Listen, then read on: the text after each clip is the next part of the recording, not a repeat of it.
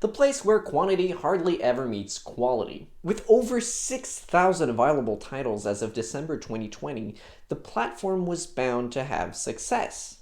And only success, just some good movies, just the best, the cream of the crop.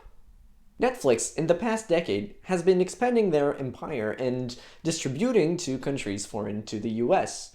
This has led to a few awkward situations, such as the time that Vietnam demanded for Full Metal Jacket to be taken off broadcast, which, you could have seen coming.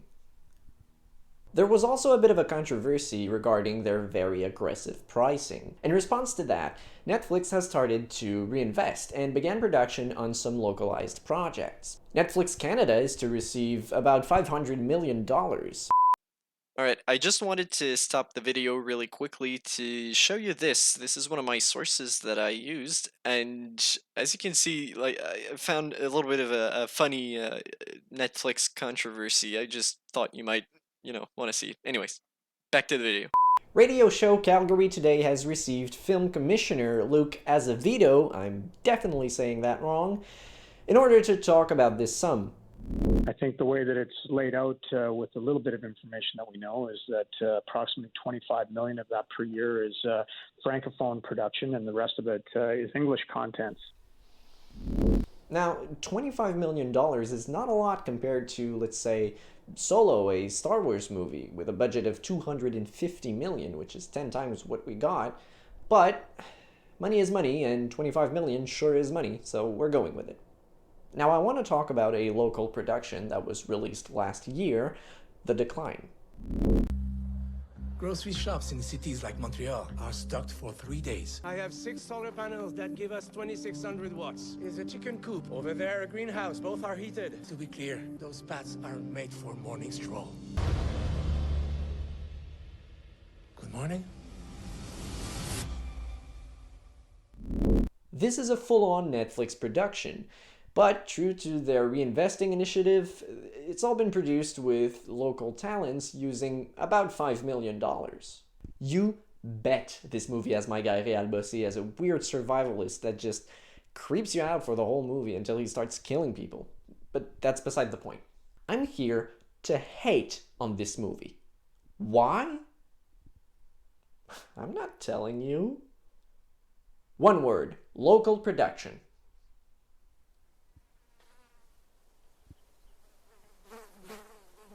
See, before Netflix, there existed, and still exists, the National Film Board of Canada. This is a government-regulated organization that produces films. And since it's not a company, it produces films, it's not products. The NFB is known for its experimentations with cinematography and animation. It built an artistic reputation and a name for Canada, and most importantly, Quebec. If we have amazing cinematography and incredible artists today, it's mostly because of the NFB. So, it saddens me to see that we keep on trying to push out blockbuster-like movies. It's like if all originality was just put aside for a moment so that we can try and be more like Hollywood. It makes no sense to me. When I saw that Netflix had released a movie that was made by people from here, I was perplexed. Are they going to make a full-on classic story with perfectly smooth look? Or are they going to go for the already done but still true to Quebec sad story like Xavier Dolan's Mommy? Will the cinematographer's thirst in me finally be quenched with juicy camera work and never seen before story? It probably won't. I mean, at this point I'm setting myself up for disappointment. I must be.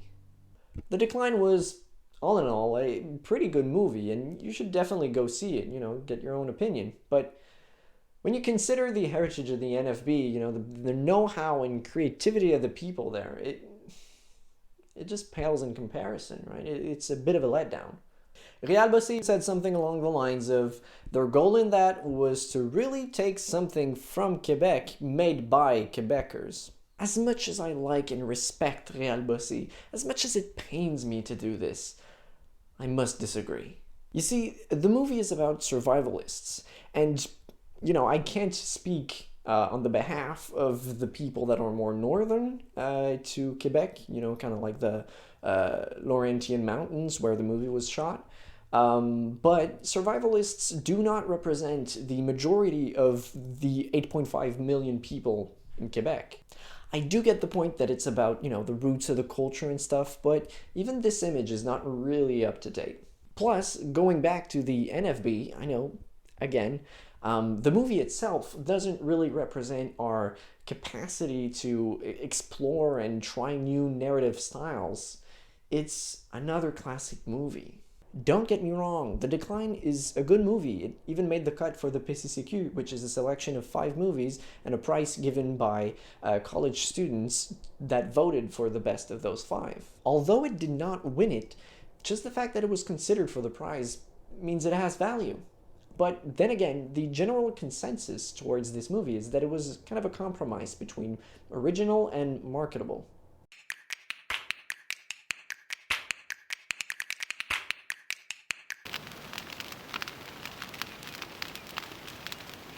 Hi, it's me from tomorrow, or today.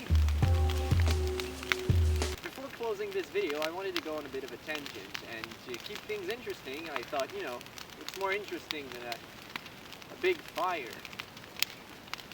Danger's my second name.